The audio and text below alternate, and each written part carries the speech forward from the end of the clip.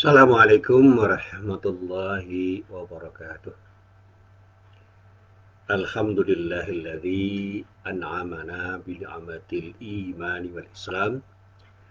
Ashhadu an la ilaha illallah wahdahu la syarikalah wa asyhadu anna Muhammadan abduhu wa rasuluh. Allahumma salli wa sallim ala nabiyyina Muhammad wa ala alihi wa sahbihi wa man wala amma ba'd. Para jamaah yang dirahmati Allah,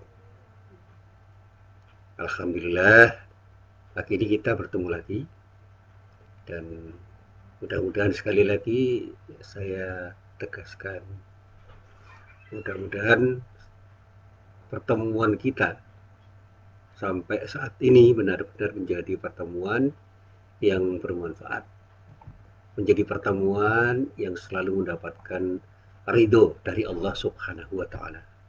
Amin. Para jamaah yang dirahmati Allah, sebelum saya sampaikan apa yang selalu saya sampaikan selama ini, yaitu bagaimana kita memahami kehidupan itu dengan tepat. Saya ingin membuat ilustrasi dengan cerita yang ringkas saja. Suatu saat ada orang yang merasa bahwa hidup ini tidak bermakna. Karena apa? Karena hidup ini adalah sesuatu yang serba tidak nyaman. Setiap saat selalu kita hadapi masalah-masalah yang menyesakkan dada. Dan bahkan dunia seisinya itu menjadi beban bagi orang yang tidak memahami bagaimana seharusnya memanfaatkan sesuatu yang diberikan oleh Allah pada dirinya. Sehingga dia ingin hidup dalam rangka untuk hanya beribadah kepada Allah dengan pemahaman yang sempit. Setiap saat ke masjid, setiap kesempatan dia ingin berpuasa, dan di dalam hidupnya itu diisi dengan doa-doa dan zikir, dan hampir sama sekali tidak keinginan untuk meraih kehidupan dunia. Makan sekedarnya, minum sekedarnya. Nah, satu saat dia sakit. Nah, ini cerita yang sebenarnya saya coba untuk saya sederhanakan. Kisah hidupnya sebenarnya tidak sesederhana itu. Ada orang yang karena tidak makan dengan makanan yang bergizi, tidak makan dengan makanan yang cukup, tidak beristirahat dengan istirahat yang cukup, dia senang berpuasa dan mengisi kegiatan hidupnya itu dengan sholat, doa dan zikir. Akhirnya suatu saat dia sakit karena badannya, fisiknya itu rapuh. Kenapa? Karena dia tidak memelihara kesehatan fisiknya, karena bagi dirinya kesehatan rohani dalam pengertian yang lebih sempit lagi, kesehatan yang sifatnya spiritual itu jauh lebih bermakna dari apapun yang ada di dunia ini, sehingga dia melupakan kegiatan-kegiatan untuk memelihara fisiknya, sehingga fisiknya itu sakit. Tapi yang luar biasa, dalam keadaan sakit secara fisik itu, dia tidak pernah mengeluh.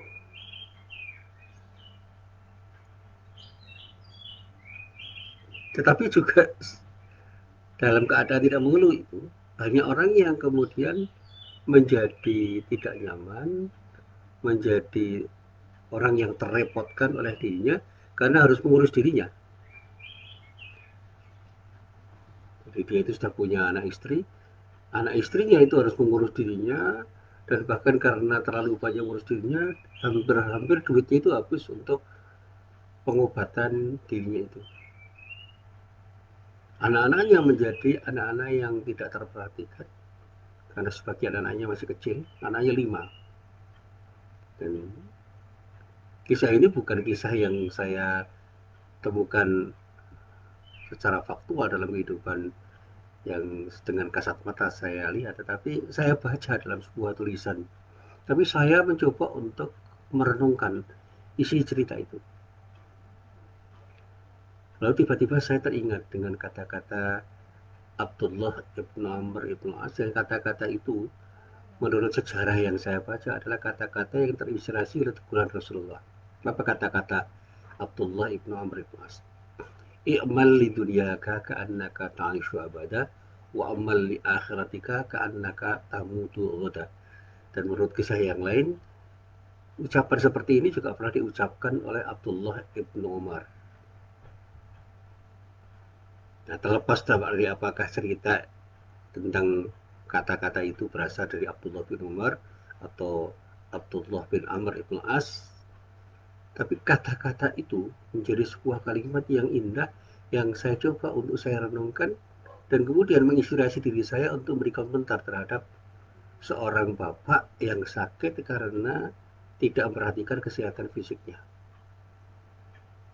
Saya katakan bahwa dari sisi spiritual, bapak ini telah berbuat sesuatu yang tepat, yaitu dia mencoba untuk memelihara kesehatan spiritualnya. Tapi dia lupa untuk membangun keseimbangan, karena manusia itu tidak hanya terdiri dari hal-hal yang bersifat spiritual, tetapi juga hal-hal yang bersifat fisik. Sehingga jiwanya itu terisi dengan spiritualitasnya yang luar biasa, sehingga meskipun dalam keadaan sakit, secara pribadi dia tidak mengeluh, tetapi merepotkan banyak orang. Kita tidak boleh egois, kita tidak boleh senang sendiri, sementara orang yang di samping kita itu menjadi orang yang susah karena perilaku kita. Dan ini cerita yang juga saya dapatkan tentang Abdullah ibnu Amr al-Mu'as yang pernah ditegur Rasulullah pada waktu itu karena dia lebih banyak berorientasi pada kehidupan spiritual. Diceritakan dia itu adalah orang yang sangat senang berpuasa dan banyak menghabiskan waktunya di masjid untuk sholat. Sehingga pekerjaan-pekerjaan di dunianya itu terbengkelai dan anak istrinya terbengkelai juga, artinya terlantar karena perilaku dari Abdullah bin Amr bin As. Ini sebuah cerita yang menginspirasi juga ini. Sehingga oleh Rasulullah kemudian ditegur setelah Rasulullah mendapatkan laporan dari istrinya. Tegurannya itu secara ringkas ya, isinya sederhana. Wahai Abdullah, saya ini seorang Rasul. Saya punya kepentingan seperti kamu. Kepentingan-kepentingan yang bersifat spiritual, tetapi juga punya kepentingan fisik. Saya kadang-kadang puasa, kadang-kadang juga berbuka. Saya kadang-kadang bekerja, kadang-kadang tidur. Badanmu itu punya hak. Demikian juga jiwamu. Dirimu punya hak. Demikian juga anak istrimu. Kamu boleh saja mencari kesenangan hidup untuk kepentingan akhiratmu, tapi jangan sampai melupakan kesenangan duniamu. Kira-kira kalau disebutkan seperti itu, meskipun kata-kata Rasulullah itu tidak persis seperti ini, tetapi esensinya seperti itu. Lalu Abdullah ibnu Amr setelah itu sadar bahwa apa yang dia lakukan selama ini tidak tepat, sehingga muncullah rangkaian kalimat i'mal li dunyaka ka'annaka ta'ishu abada wa amal li akhiratika ka'annaka tamutu ghada. Bekerjalah untuk urusan duniamu seolah-olah kamu akan hidup selama-lamanya, tetapi juga bekerjalah untuk urusan akhiratmu seolah-olah kamu akan mati besok pagi. Artinya kita harus sadar satu saat mungkin kita akan dicabut nyawa kita oleh Allah, sehingga tidak boleh kita lupa kepada Allah. Sehingga apapun yang kita kerjakan itu tidak semata-mata untuk urusan duniawi, urusan ukhrawi harus juga kita perhatikan, karena boleh jadi ketika kita meraih kehidupan dunia kita lupa terhadap kehidupan akhirat, sehingga kita mungkin akan terjebak pada keinginan-keinginan kita yang dikendalikan oleh hawa nafsu kita, dan pada saatnya kita melanggar aturan-aturan syariat Allah hanya sekedar untuk meraih kehidupan dunia yang serba memukau. Sebaliknya, jangan sampai karena kita punya keinginan untuk mendapatkan kehidupan akhirat, kita lupa untuk meraih kesenangan dunia. Di mana kesenangan dunia itu adalah bagian dari kenikmatan Allah yang juga harus kita dapatkan, tetapi jangan sampai Kedua-duanya itu berjalan timpang. Dan bagi seorang muslim, dunia akhirat itu harus berjalan seiring. Artinya orang ketika melakukan tindakan, dia harus bisa mempertimbangkan kepentingan duniawi dan kepentingan ukhrawi secara seimbang dan tidak boleh mempertentangkan keduanya. Nah, simpulan pentingnya seperti itu. Jadi bekerja itu untuk ibadah. Iya. Tetapi karena kita itu bekerja untuk ibadah, maka kita harus optimal di dalam bekerja. Makanya seorang muslim itu harus menjadi pekerja keras. Menjadi pekerja yang cerdas untuk melahirkan karya-karya yang secara optimal akan menghasilkan sesuatu yang bermanfaat. Dan karena itu, seorang muslim harus punya keinginan untuk menuntaskan semua pekerjaannya. Dan yang terakhir saya katakan, pekerjaan itu harus dilakukan dengan ikhlas karena Allah, sehingga apa yang kita kerjakan itu menjadi sesuatu yang bernilai duniawi dan bernilai ukhrawi karena Allah ridho, sehingga dikatakan hidupnya penuh berkah. Kerja yang membawa berkah itu kerja yang memberi nilai tambah, yang pada akhirnya hasil pekerjaan kita itu akan memberi manfaat pada diri kita, baik dalam arti kemanfaatan duniawi maupun kenikmatan ukhrawi. Nah, ini yang selalu saya sampaikan. Nah, tapi orang-orang yang melihat bahwa kepentingan ukhrawi itu nomor satu, itu selalu berdalil dengan apa yang disebut dalam surah Al-Imran ayat 185, di mana pada ayat itu Allah menyatakan, ini saya potong saja, wa mal hayatud dunya illa mataul ghurur, dan tiadalah kehidupan dunia itu melainkan kesenangan yang dapat memperdayakan. Ya memang kalau dunia seisinya itu kita kejar, itu kita bisa terperdaya oleh kesenangan duniawi itu, dan pada akhirnya kita lupa kepada Allah. Iya itu.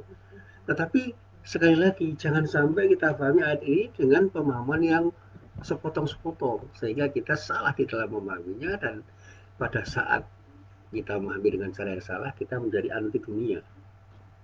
Banyak orang bahkan yang mempersepsikan bahwa dunia itu adalah sesuatu yang serba negatif.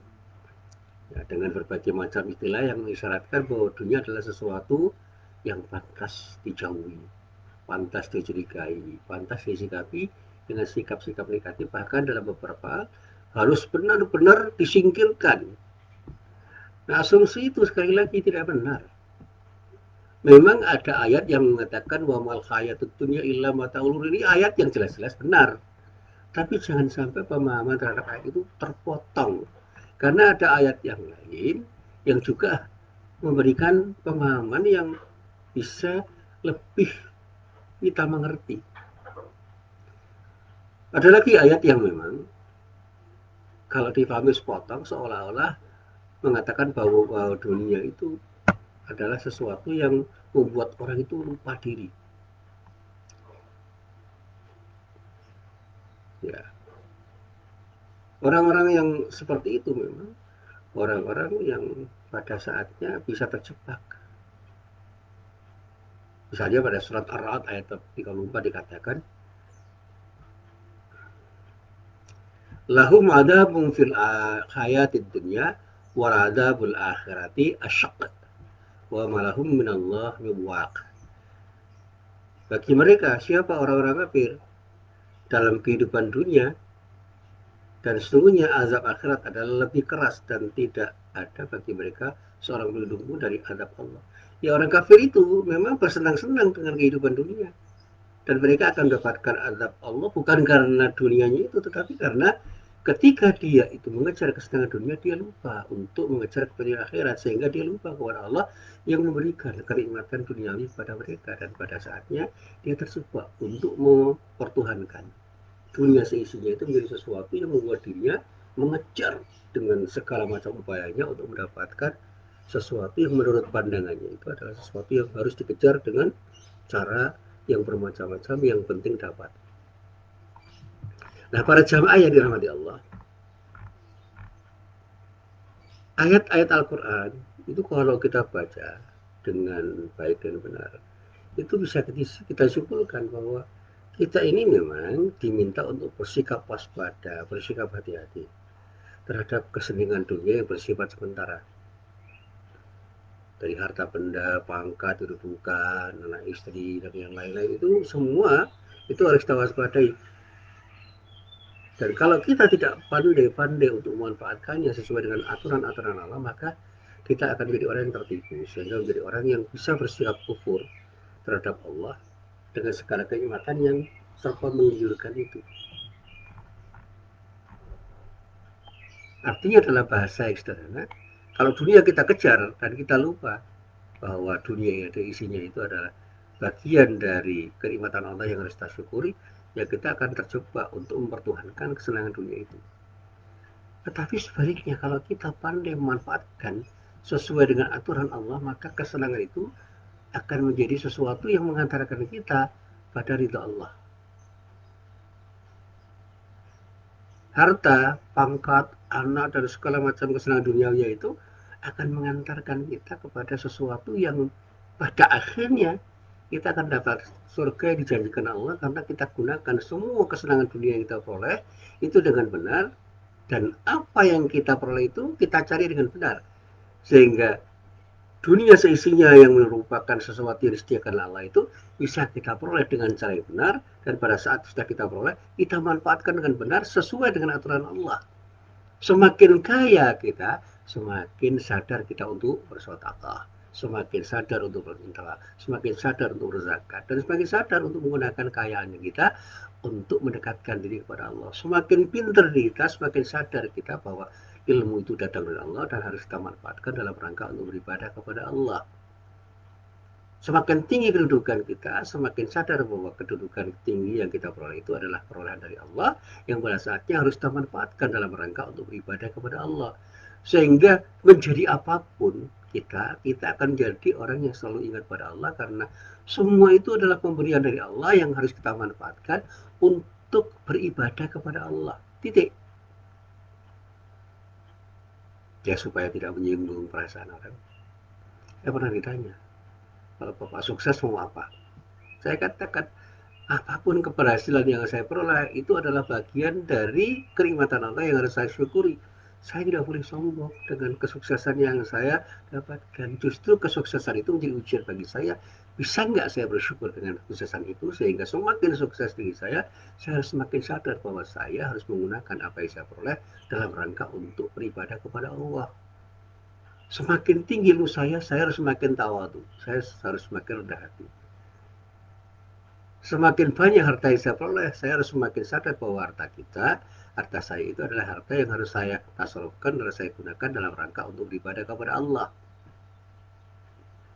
Nah, kalau ada orang yang mengatakan bahwa pangkat, harta, dunia itu adalah sesuatu yang tidak bermakna, itu adalah pernyataan yang salah.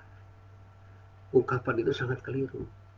Seseorang yang berasumsi bahwa dunia seisinya itu adalah sesuatu yang harus kita jauhi, harus benar-benar kita singkirkan, itu adalah ungkapan yang meremehkan kenikmatan Allah. Karena harta dan pangkat dan segala macam perolehan duniawi itu akan bisa kita gunakan untuk beramal soleh, yang ketika kita miliki, kita akan punya kesempatan yang lebih baik untuk menggunakan semuanya itu dalam rangka untuk mendapatkan sesuatu yang terbaik dari Allah Subhanahu wa Ta'ala. Inilah yang selalu saya ingat-ingat, termasuk ketika saya berdoa dengan doa yang saya panjatkan di dalam rangkaian ibadah saya yang selalu saya selingi dengan doa ini. Ketika saya sholat, ketika saya berzikir, ketika saya berdoa, pada surat Al-Baqarah ayat 201 ada doa yang luar biasa yang disebut doa sabu jagat. Rabbana atina fid dunya hasanah wa fil akhirati hasanah wa qina adzabannar. Ya Allah, ya Tuhan kami, berikanlah kepada kami kehidupan yang baik di dunia dan kehidupan yang baik di akhirat, dan peliharalah kami dari siksa api neraka. Ini doa yang kalau kita renungkan dalam-dalam, itu adalah doa yang sudah mencakup semua hal. Di dunia kita baik, di akhirat kita baik, artinya perolehan kehidupan kita di dunia dan akhirat itu dua-duanya berjalan seiring dan akan mengantarkan kita menjadi orang yang terpelihara dari kemungkinan kita mendapatkan siksa Allah di akhirat kelak, dan sebaliknya kita akan mendapatkan peluang untuk mendapatkan surga yang dijanjikan Allah karena ketakwaan kita kepada Allah. Memang di dalam Al-Quran banyak ayat yang mengatakan bahwa kehidupan dunia ini tidak lain hanya sebagai permainan, sebagai sesuatu yang melalaikan. Kehidupan dunia ini tidak lain hanya sebagai kesenangan yang sedikit, kesenangan yang sementara, kesenangan yang bisa memperdayakan, dan ungkapan yang senada. Padahal maksudnya semua itu adalah supaya kita berhati-hati sehingga tidak terjebak untuk diperdayakan oleh kesenangan duniawi. Kesenangan ketika kita mendapatkan harta benda, kesenangan kita ketika kita mendapatkan pangkat dan jabatan, serta hal-hal lain yang bisa menghidupi kehidupan dunia kita. Nah, kalau kita perhatikan, kesenangan-kesenangan sementara di dunia itu, jika dibandingkan dengan kesejahteraan yang kita peroleh sesudah kematian, maka kesenangan itu hanya bernilai kecil sedikit, sekejap, dan tidak bisa dirasakan lagi setelah kematian. Itu benar. Oleh karena itu Allah di dalam kitab Al-Quran, kitab suci Al-Quran yang kita baca, beberapa kali menyatakan bahwa kesenangan di dalam kehidupan yang ada di hari-hari kemudian itu adalah kesenangan yang abadi, jauh lebih baik, jauh lebih bernilai, dan harus kita pilih karena kesenangan itu adalah kesenangan yang jauh lebih bagus daripada kesenangan-kesenangan yang ada di dunia. Dan inilah yang selalu dikatakan oleh para guru saya, ojo kesengsem tunyo, ndak kue lali karena Gusti Allah. Artinya apa? Jangan pernah kita terpukau oleh kesenangan dunia sehingga lupa kepada Allah. Sebaliknya ingatlah kepada Allah selamanya. Jangan pernah lupa. Sehingga apapun yang kamu peroleh dalam kehidupan dunia menjadi sesuatu yang bernilai. Karena kamu akan menggunakan semua kesenangan dunia yang kamu peroleh itu dalam rangka untuk beribadah kepada Allah. Carilah kesenangan dunia itu dengan cara yang diizinkan oleh Allah. Carilah sesuatu yang memang halal dan thayyib dan baik, dalam arti tidak melanggar aturan-aturan Allah, sehingga apapun yang haram tinggalkan, apapun yang bernilai tidak baik tinggalkan. Carilah cara yang terbaik untuk mendapatkan sesuatu yang diberikan oleh Allah sebagai kenikmatan yang bisa kita gunakan untuk membuat kita mendapatkan kesenangan hidup. Dan pada saat kita mendapatkan sesuatu yang ada di dunia, gunakan semuanya itu. Selagi kita itu masih mampu untuk menggunakannya, gunakan semuanya dalam rangka untuk mendekatkan diri kita kepada Allah. Dan jangan sampai karena kita mendapatkan kesenangan dunia, kita lupa kepada Allah. Jadi saya tegaskan lagi, ayat-ayat yang terkait dengan bagaimana kita harus ingat kepada Allah terhadap apa yang kita peroleh dari Allah, itu harus kita pahami dengan tepat. Wa mal hayatud dunya illa laibu walahun. Dan tiadalah kehidupan dunia selain daripada mainan dan senda gurau. Dan kemudian dilanjutkan waladarul akhirat khairul lil ladzina yattaqun afala ta'qilun, yang dikatakan oleh Allah di dalam surat Al-An'am ayat 32. Itu harus kita pahami secara tepat. Ya.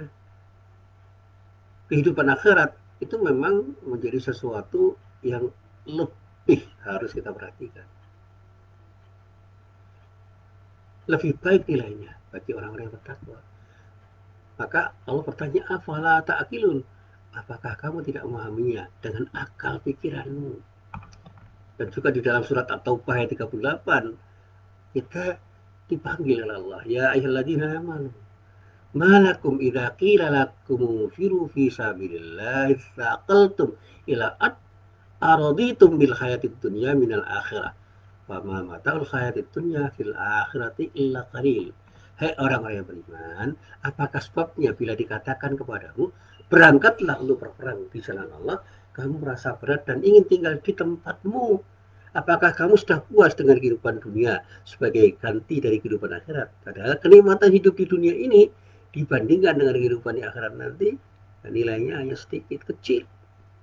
Maka di dalam surat Al-A'la dikatakan, ya, dalam surat Al-A'la ayat 17 dikatakan, walal akhiratu khairu wa abqa.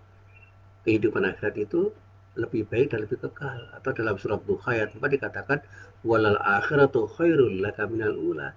Dan sesungguhnya kehidupan akhirat, maksudnya hari kemudian, itu lebih baik bagimu dibandingkan saat ini, sekarang ini.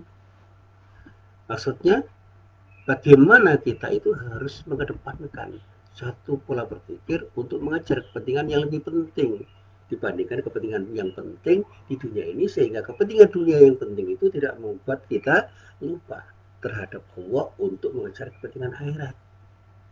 Dari ayat-ayat yang bisa kita baca tentang bagaimana Allah mengingatkan supaya kita tidak terjebak pada kepentingan dunia, tetapi jangan lupa juga untuk meraihnya, itu adalah ayat-ayat yang membuat kita harus waspada. Itu peringatan dari Allah supaya waspada, bukan untuk dijauhi. Sekali lagi, saya tekankan dulu Pak, saya pernah mengatakan bahwa ketika Allah berfirman di dalam surat Al-Qasas ayat 77, di sini Allah mengingatkan, "Wabtaghi fima atakallahu daral akhirah." Silakan Anda cari apa yang dianugerahkan Allah kepadamu berupa kebahagiaan di negeri akhirat. Kepentingan ekonomi silakan Anda kejar. Tetapi dikatakan Allah wala tansana nasibaka minad dunya. Ada kata-kata wala tansa nasibaka minad dunya. Tapi jangan kamu lupakan kebahagiaan atau kenikmatan duniawi. Karena itu bagian dari apa yang diberikan Allah padamu. Wa ahsin kama ahsanallahu ilaik. Dan berbuat baiklah kepada siapapun sebagaimana Allah telah berbuat baik kepada dirimu. Wala tabghil fasada fil ard, dan jangan sampai kamu berbuat kerusakan di muka bumi.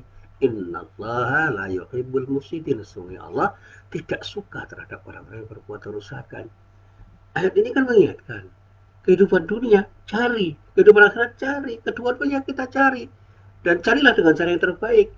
Jangan sampai kita lakukan dengan cara yang tidak baik, karena Allah tidak suka terhadap orang-orang yang melakukan tindakan yang tidak baik, sehingga pola hidup kita harus menjadi pola hidup yang mencerahkan, pola hidup yang memberdayakan, pola hidup yang membangun, bukan pola hidup yang sebaliknya, yang merusak. Sekali lagi, tidak benar asumsi yang menyatakan bahwa dunia adalah sesuatu yang serba negatif. Dunia adalah sesuatu yang perlu dicurigai, bahkan harus dijauhi. Jangan sampai orang Islam itu punya pemahaman seperti itu. Sebab Allah menciptakan dunia seisinya itu untuk kita nikmati dengan sikap syukur kita.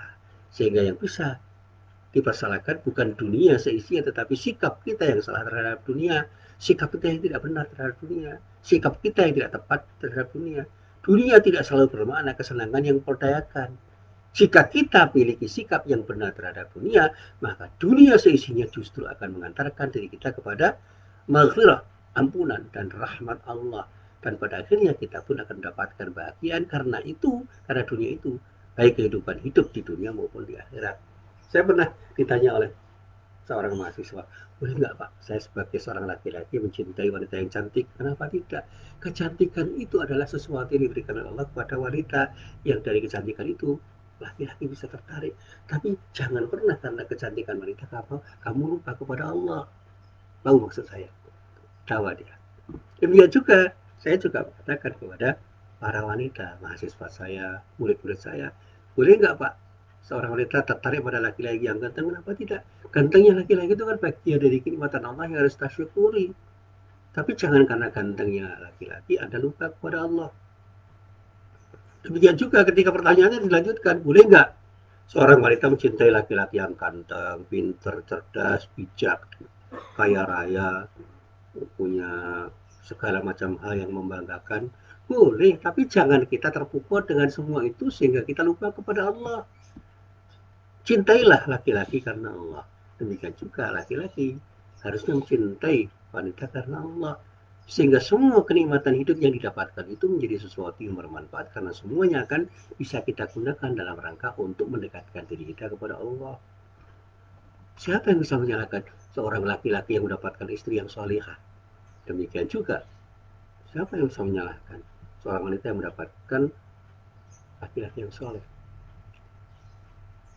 Soleh dalam arti semuanya, komprehensif. Artinya apa? Baik secara fisik, baik secara kejiwaan. Secara spiritual, dia itu adalah orang yang hebat di dalam beribadah kepada Allah, sehingga kedatangannya pada Allah luar biasa. Secara fisik menjadi orang yang memukau, tetapi jangan karena kita terpukau pada seseorang, kita lupa kepada yang menciptakan sesuatu yang memukau itu. Siapa yang menciptakan semua itu? Yang menciptakan semua itu Allah. Maka ingatlah Allah ketika kita melihat sesuatu yang memukau, sehingga begitu kita melihat sesuatu yang mengagumkan, kita mengatakan Masya Allah, betapa hebatnya Allah menciptakan, betapa hebatnya ciptaan Allah itu. Siapa yang hebat? Ya Allah, bukan sesuatu yang kita lihat itu. Betapa hebatnya Allah yang menciptakan sesuatu yang bisa kita kagumi. Maka kekaguman kita terhadap apapun itu harus melahirkan zikrullah, keingatan kita, ingatan kita kepada Allah, sehingga kita selalu ingat kepada Allah ketika kita mengakui apapun yang ada di dunia. Jadi dunia seisinya itu bukan sesuatu yang harus kita benci. Cintailah dunia karena Allah. Insya Allah ketika kita cintai dunia ini karena Allah, Allah akan memberikan jalan yang terbaik untuk menggunakan kesenangan dunia yang kita dapatkan dalam rangka untuk beribadah kepada Allah, sehingga kita dengan kesenangan dunia itu akan bisa mendapat kebahagiaan di dunia maupun di akhirat kelak. Inilah cara saya berpikir yang perlu saya tawarkan. Orang boleh setuju, boleh tidak, tetapi apapun yang telah menjadi pengalaman hidup saya akan saya coba untuk saya bagi. Ini pengalaman intelektual dan pengalaman spiritual saya selama saya belajar hidup dan pada saat saya memahami Islam yang saya pahami, dari keterbatasan saya untuk memahami, dan dari hal-hal yang serba sedikit yang bisa saya pahami untuk saya bagikan kepada para jamaah semua. Mudah-mudahan bermanfaat. Sekali lagi, semua yang baik itu datang dari Allah, semua yang benar itu datang dari Allah. Dan kalau ada kesalahan, ada ketidakbaikan dari saya, maafkan saya dan jangan ikuti. Ikutilah yang baik-baik dari apa yang saya katakan, apa yang saya contohkan. Yang tidak baik, yang buruk, tinggalkan. Karena saya hanya seorang manusia yang serba mungkin bisa salah, yang serba kekurangan, karena yang maha sempurna yang satu, Allah subhanahu wa ta'ala. Nasrul minallah wa fathul qarib. Assalamualaikum warahmatullahi wabarakatuh.